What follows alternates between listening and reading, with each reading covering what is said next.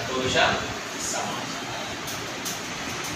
మరి తత్పురుష సమాసం అంటే ఏమిటి ఒకసారి ఆలోచిస్తే దీనికి వ్యధీకరణ సమాసము అని పేరు. ఏమని పేరు?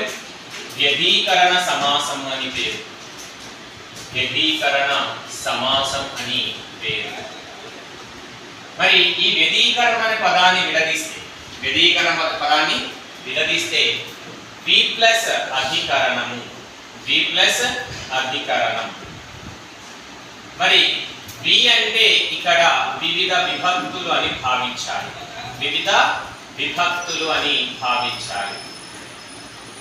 అధికరణం అంటే ఆధారం అని అర్థం. ఆల్రెడీ మనము కారకాలు చెప్పేటప్పుడు చెప్పుకున్నాం. సప్తమి విభక్తి అధికరణ కారకము అన్నాం, అంటే ఆధారం అని చెప్పినామా లేదా?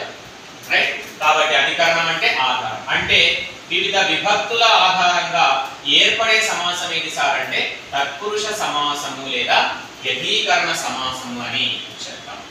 రైట్. దీనికి మనకు బాల వ్యాకరణంలో మనం ప్రామాణిక వ్యాకరణ గ్రంథంగా దేన్ని భావిస్తాం? బాల వ్యాకరణం. రాసింది ఎవరు? చిన్నయసూరి. ఎవరు?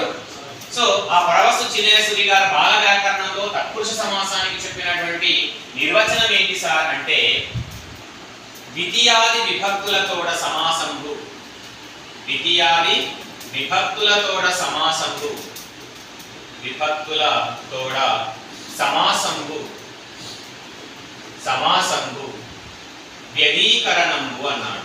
ఏమన్నాడు? వ్యధీకరణంబు. అంటే ఇక్కడ ఏ విభక్తి గురించి పేర్కొనలేదు, ఏ విభక్తి గురించి పేర్కొనలేదు, ద్వితీయ మొదలైన విభక్తులతో ఏర్పడే సమాసము అన్నాడు. అంటే ఏ విభక్తిని పేర్కొనలేదు ఇక్కడ? ఏది? ప్రథమ విభక్తిని పేర్కొనలేదు. కాబట్టి ప్రథమా విభక్తికి ప్రథమా తత్పురుష సమాసానికి ఏమని పేరు సార్ అంటే ఏకాదేశి సమాసము అని పేరు. ప్రథమ తత్పురుష సమాసానికి ఏమని పేరు వచ్చింది సార్ అంటే ఏకాదేశి సమాసము అని పేరు రావడం జరిగింది. ఆదేశము అంటే ఏమిటి?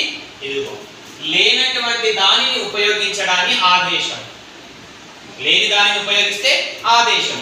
దేన్ని ఉపయోగిస్తున్నాము? మొదటిది ఉపయోగిస్తున్నాము కాబట్టి దీనికి ఏక ఆదేశము, ఏకాదేశి సమాసం అని పేరు రావడం జరిగింది. ఇది ఏ పుస్తకాల్లో లేదు, కానీ ఈవెన్ తెలంగాణ పుస్తకాలు లేదు, ఏపీ పుస్తకాలు లేదు, కానీ ఏపీలో మనకి ఏకాదేశి సమాసం అనేది దేనికి పేరు అని 2-3 సార్లు అడిగింది సార్. అంటే సిలబస్ ని ఆధారంగా చేసుకుని పుస్తకాలను ఆధారంగా చేసుకుని మన స్థాయికి తగ్గ ప్రశ్నలు ఏమన్నా అడుగుతాడా అప్లికేషన్ లోని అక్కడి వరకు ఆలోచించాలి. ఇది ప్రీవియస్ ఏపీలో అడిగినటువంటి క్వశ్చన్. రైట్. మళ్ళీ ఇక్కడ